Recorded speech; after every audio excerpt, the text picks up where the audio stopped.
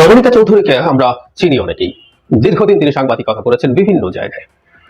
সর্বশেষ তিনি একটা প্রতিষ্ঠানে সম্ভবত চাকরি করছিলেন বা করছেন, আমি নিশ্চিত নই, কিন্তু তাকে সাংবাদিকতার সময় থেকেই আমরা অনেক ভালোভাবে চিনি। আর একটা পর্যায়ে কুখ্যাত, বলবো এটা বিখ্যাত না, কুখ্যাত একাত্তর চ্যানেলের টকশোর অ্যাঙ্কারদের একজন তিনি ছিলেন। সেই হিসাবে বেশ পরিচিত। সেই জায়গায় তিনি যেভাবে ছিলেন, যেভাবে সেগুলো করেছেন, তখনও ওই চ্যানেলটা কুখ্যাত এই কারণেই হয়েছে। আসলে ওই চ্যানেলগুলোর মূল কাজ ছিল কিছু মানুষকে ডেকে নিয়ে সময় না দিয়ে হিউমিলিয়েট করা। এই ছিল তাদের প্রধান কাজ। আওয়ামী লীগের বিরুদ্ধে ন্যারেটিভকে বিট করা, মানে আওয়ামী লীগের যে ন্যারেটিভ সেটাকে বিট করা আদৌ কোনো কঠিন ব্যাপার না। এত গ্রস ডাকাতি, বিভৎস সব অপরাধ তারা করেছে, খুব ইজিলি সেগুলোকে ধ্বংস করে দেওয়া যায়। কিন্তু ওই চ্যানেলটা যেটা করতো, মূলত তারা রীতিমতো চেপে ধরে তাদের একটা এজেন্ডা নিয়ে নেমে, এবং একটা টকশোর অ্যাঙ্কার মূলত একজন রেফারি হওয়ার কথা, কিন্তু তিনি খেলতে নেমে যেতেন সরকার পক্ষের লোকজনের সাথে একসাথে। সুতরাং এগুলো আসলে চ্যানেল ছিল না, এবং সেই চ্যানেলের একজন তথাকথিত সাংবাদিক ছিলেন নবনীতা চৌধুরী। পরবর্তীতে তিনি মতামত দেওয়া শুরু করেন। ইনফ্যাক্ট তাকে নিয়ে আজকে কথা বলার উদ্দেশ্য হচ্ছে, তার একটা ভিডিও নিয়ে অনেকে আলোচনা করছে, সেই সূত্রে আমি তার আরো দু একটা ভিডিও একটু দেখার চেষ্টা করলাম, এবং আমি খুশি হলাম নবনীতা চৌধুরীকে এই ধরনের কথা বলতে দেখে। তাকে স্বাগত জানাচ্ছি, তিনি আসুন, তার মতো আরো অনেক নবনীতা চৌধুরী মাঠে নামুক। এটা আমাদের জন্য ভালো হবে। আমরা কারা?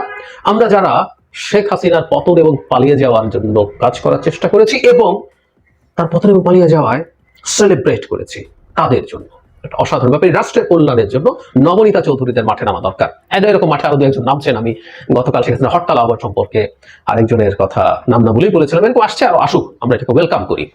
নবনীতা চৌধুরী তথাকথিত সাংবাদিকতার পর আমাদের আলোচনায় আসে, আমাদের মনে আছে নিশ্চয়ই, যে খালেদ মহিউদ্দিন জানতে চায় ওটার একটা শোতে তিনি এসেছিলেন, এবং 2018 সালে রাতের ভোট হয়েছিল কিনা সেই প্রশ্নে উনি বলছেন, রাতের ভোট যদি হয়েই থাকে তাহলে ওখানে ভিডিও কই? ভিডিও তো থাকার কথা ছিল। প্রথম কথাটা হচ্ছে, একটা ভিডিও আছে, বিবিসি বাংলার একটা ভিডিও আছে, সেটা সকালে খালি একটা ভোট কেন্দ্রে, সেই রিপোর্টটা বিবিসি বাংলা করে, এবং আমি ভুল না করলে আকবর হোসেন সেটা করেছেন। এবং আকবর হোসেন চমৎকার একজন সাংবাদিক। মানে আমরা নবনীতাদের সাথে আকবরদের কথা যদি চিন্তা করি, যাই হোক, আকবর সাহেব এখন ব্রিটেনে লন্ডনে প্রেস মিনিস্টার হিসেবে নিযুক্ত হয়েছেন। যাই হোক, একটা ভিডিও আছে, ধরে নিলাম ওই ভিডিওটাও নেই, সো হোয়াট। মানে নবনীতা চৌধুরী, আমি এই আজই খুঁজে দেখলাম, উনি পড়াশোনা করেছেন লতে, ঢাকা ইউনিভার্সিটিতে। মানে লতে পড়াশোনার দরকার নেই। আর যিনি লতে পড়েছেন, তাহলে তাকে তো এরকম মন্তব্য করা, এটা লয়ের জ্ঞান নিয়ে করার তো কোনো প্রশ্নই আসে না। একটা সাধারণ কাণ্ড জ্ঞান সম্পন্ন মানুষও ভিডিও না থাকলে এটা ঘটেছে বা ঘটে নাই সেটা প্রমাণ হিসাবে সেটাকে সামনে আনার চেষ্টা করা হচ্ছে। এটা কোনো স্টুপিড লজিক হতে পারে না। যে কারণে এখনো তাও অবশ্য অনেক অপরাধের আমরা ভিডিও পেতে পারি, আমাদের সিসি ক্যামেরা আছে, হাতে মোবাইল ফোন আছে, ফলে অনেক অপরাধের পেতে পারি। আমাদের মনে আছে সে বরগুনায় একজনকে হত্যা করা হয়েছিল কুপিয়ে, একটা ভিডিও আমরা দেখেছি, বিভৎস একটা ভিডিও আমাদের সামনে এসেছিল, কে খুন করছে, কারা কারা কোপাচ্ছে, যিনি হত্যাকাণ্ডের শিকার হয়েছেন তার স্ত্রী কি করছেন, সবই আমরা দেখেছি। কিন্তু যদি না দেখতাম তাহলে কি হতো? বা এককালে তো এইসব ক্যামেরার অস্তিত্বই ছিল না, তো তখন কি বিচার টিচার হয় নাই? তখন মানুষের খুনের জন্য কি আদালত বলতো আপনাদের কি ভিডিও আছে, ছবি আছে? How stupid this women is, যে তিনি বলছেন যে ভিডিও নাই, সুতরাং কোনো প্রমাণ নাই।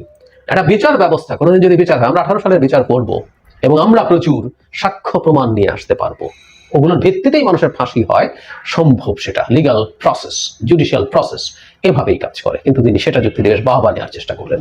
যাই হোক, এগুলো যারা দেন, ওই যে বললাম, এটুকু কাণ্ডজ্ঞান তার আছে, সাথে তার লিগাল নলেজ তো আছেই। সেগুলো করেছেন ডেলিবারেটলি, কারণ তাদের এজেন্ডা নিয়ে তারা নেমেছেন। কিন্তু এজেন্ডাটাও ঠিক কিভাবে মাঠে রাখতে হয়, নামাতে হয়, এস্টাবলিশ করতে হয়, সেটার ক্ষেত্রেও ভীষণ সমস্যা আমি দেখতে পাচ্ছি। এবার তিনি আজকে, আমি অন্তত যে ভিডিওটা নিয়ে প্রচুর কথা দেখছি, তিনি বিচার চাইছেন মূলত পুলিশ বাহিনীর যারা হত্যাকাণ্ডের শিকার হয়েছেন, একটা থানা ঘেরাও করে আগুন দেওয়া হয়েছিল, সেটা নিয়ে কথা বলছেন। এসব নিয়ে আলাপ তিনি সামনে আনছেন। তিনি শেখ হাসিনার কথাও একটু তুলেছেন, যে শেখ হাসিনার সর্বোচ্চ পর্যায় থেকে সিদ্ধান্তের মাধ্যমে এগুলো হয়েছে, কিন্তু তিনি তো পালিয়ে আছে, কিন্তু অনেকে তো পালিয়ে যায়নি, সবাই তো পালিয়ে যায়নি, সবার বিচার টিচার করতে হবে। কেন বলছিলাম নবনীতাদের মতো মানুষজন যত বেশি মাঠে থাকে তত ভালো। মানে খেয়াল করি আমরা, উনি যদি চান যে আওয়ামী লীগের এজেন্ডা উনি মাঠে আনবেন, উনি পুলিশের সংখ্যা, কারণ আমরা খেয়াল করছি পুলিশের সংখ্যা নিয়ে একটা প্রশ্ন তোলার চেষ্টা হচ্ছে বিভিন্ন ক্ষেত্রে, আওয়ামী লীগের বিভিন্ন লোকজন, তারপরে বিভিন্ন ইন্টারভিউতে তারা এইভাবে কথা বলছেন, বা ভারতের সেই সকল গদি মিডিয়ারাও মানে 3-4 হাজার সংখ্যাটা বিভিন্ন রকম ভাবে বলছেন পুলিশ হত্যাকাণ্ডের শিকার হয়েছেন ইত্যাদি ইত্যাদি। এটা একেবারেই মিথ্যা তথ্য, কিন্তু তারা আনছেন। ঠিক আছে, তারা আনলে তাদের কৌশল অনুসরণ। যে কথাটা বলতে যাচ্ছিলাম, তিনি যদি তাকে মানুষের কাছে বিশ্বাসযোগ্য করে তুলতে চান, সবার আগে উচিত ছিল কন্ডেম করা যে অন্য হত্যাকাণ্ডগুলো যা হয়েছে। একটা কথা মনে রাখা দরকার, নবনীতা আইন পড়েন, খুব স্পষ্টভাবে তার মনে রাখা দরকার একটা মানুষ যখন পুলিশ বার যে কেউকে খুন করে সেটা অপরাধ হিসেবে যেমন, একটা রাষ্ট্রীয় বাহিনী যখন ডিসপ্রপোর্শনেট বল প্রয়োগ করে মানুষ হত্যা করে সেটার ইমপ্লিকেশন একেবারেই ডিফারেন্ট। বুঝেও না বোঝার ভান করেন, কারণ এভাবেই তাকে করতে বলা হয়েছে।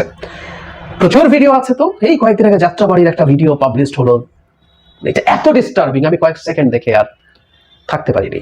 আমি অনেকেই দেখেছি, আমি পারি না, আমি ক্যান টেক দিস। মানে এই অভ্যুত্থানের সময় যেসব বিভৎসতার দৃশ্য আমাদের সামনে আসছে বেশিরভাগই আমি আসলে দেখতে পারিনি, এটা নেওয়া যায় না, নিতে পারিনি। তো উনি তো ওগুলোকে একটু কন্ডেম করতে পারতেন। পুলিশ যেগুলি করছে এর মধ্যে আমার শেখ হাসিনা তত্ত্ব, ভিড়ের মধ্যে থেকে অমুকে গুলি করেছে তমুকে গুলি করেছে, এগুলো বলা ঠিক আছে। পুলিশের পোশাক পরে, আমি তার থেকে সরিয়ে যদি দেখি পুলিশের পোশাক পরে গুলি করার দৃশ্য কতগুলো আছে। বিচার তো চাইতে পারতেন, চেয়ে যাবতীয় বিচারের সাথে পুলিশের বিচার মিশিয়ে টিশিয়ে দিলেও কিছুটা ক্রেডিবল হওয়ার সম্ভাবনা ছিল।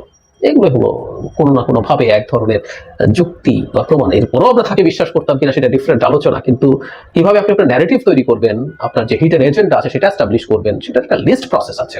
কিন্তু এরা এগুলো পারে না। এগুলো পারে না কেন? মানে আপনার মাথায় বা কতটুকু ঘটে, কতটুকু বুদ্ধি বা ঘিলু আছে, তার চাইতে জরুরি কথা, এদের পুরো গ্রুমিং এর একটা দীর্ঘ সময় হয়েছে আসলে শেখ হাসিনার সময়কার এই বিভৎস স্বৈরাচারী মাফিয়া রেজিমের সময়। এবং আমি বহুবার বলেছি যে এটা মাফিয়া রেজিম, কিন্তু সে কতগুলো ফ্যাসিস্ট টুল ব্যবহার করেছে। এর মধ্যে একটা ছিল এই যে মতকে, বয়ানকে অপ্রেস করা। তারা মানুষকে ঘাট ধরে থামিয়ে, তারা কোনোদিন ডিবেটে যেটা এইটা এনশিওর করতে চায় না। তারা চেয়েছে ঘাট ধরে চাপিয়ে নিজের কথাগুলো বলে যাওয়া, যৌক্তিক শোনাকার অযৌক্তিক শোনা। ফলে এটা তাদের সাবকনশিয়াসলি তারা প্রোগ্রামড হয়ে গেছে, তাদের ব্রেইন এভাবে প্রোগ্রাম, তারা এভাবেই কথা বলবেন, এটাই নিয়ম। বেশ কিছু আগে একাত্তর টিভিতে একজন সায়েন্টিস্টকে এনে বেগুনের ক্রাইসিস নিয়ে 2-3 জন অ্যাঙ্কার যা করলেন, আমি তখন একটা ভিডিও করেছিলাম। আমি বলতে চেয়েছি যে তারা অন্তর্গতভাবে তাদের মধ্যে ফ্যাসিস্ট টেন্ডেন্সি ঢুকে গেছে, ফলে কে ক্ষতিকর তার জন্য ক্ষতিকর না সেটা বুঝতে পারে না, সে ওভাবেই বিহেভ করতে থাকে। সো নর্মালি তারা যখন এই সরকারকে বিপদে ফেলতে চান, সমালোচনা করতে চান, প্রশ্নের মুখে আনতে চান, তখনও আসলে ঠিক কিভাবে করলে সেটা যৌক্তিক হবে, সঠিক হবে, সেটা আর বুঝে উঠতে পারেন না। সেই তৃতীয় শ্রেণীর প্রোপাগ্যান্ডা, শেখ হাসিনার সামনে যেভাবে কথা বলতেন, শেখ হাসিনার সামনে যারা সোকল সাংবাদিকতা করতেন, সেটাই তাদের ভেতরে ঢুকে গেছে এবং তারা ওভাবেই অন্তর্গতভাবে প্রোগ্রাম হয়ে গেছেন। তার মতো মানুষ যত আসবে আমি মনে করি ভালো হবে, কারণ এই নবনীতাদের কথা এই দেশের মানুষ ঘৃণা ভরে প্রত্যাখ্যান করবে, ঘৃণা ভরে। এবং যতবার বলবেন আমাদের এই ঘৃণার বোধ তত বেশি আসলে আমাদের সামনে আসবে। প্রায় বলি যে শেখ হাসিনা যখন কথা বলেন, এখন তার হয়ে যখন এই যে নবনীতারা কথা বলেন মাঠে এসে, সেটা in any consideration there are some other people, নামটা আমি বলছি না, এগুলো মানুষের ঘৃণার অনুভূতিটাকে আরো বাড়িয়ে দেবে, সিরিয়াসলি বাড়িয়ে দেবে। তারা হয়তো এটা এই কারণে করছেন, তাদের এই কথাকথাগুলো আওয়ামী লীগের মাঠ পর্যায়ে যেসব লোকজন আছে তাদের সামনে কিছুটা আশার আলো দেখানো, যে আওয়ামী লীগ নড়ে চড়ে বসছে, ভবিষ্যতে আওয়ামী লীগ এটা করবে ওটা করবে, ট্রাম্প আসছে 20 তারিখে, ওটা সেটা করে ফেলবে, নানান কিছু, এই ধরনের একটা চিন্তা হয়তো তাদের জায়গা থেকে আছে, সেই কারণেই হয়তো তারা করছেন। কিন্তু আমি আবারও বলছি, we are happy with this. Nabanita আপনি আরো চালিয়ে যান, আরো 2-4 জন সাঙ্গ নিয়ে আসুন, সবাইকে যার যার অবস্থান থেকে, যে ফান্ডটা আমরা ইদানিং করছি বর্গীয় আকার দিয়ে লেখা, যার যার অবস্থান থেকে এভাবে ভয়েস রেজ করুন, আমরা দেখি আপনারা কি করতে পারেন।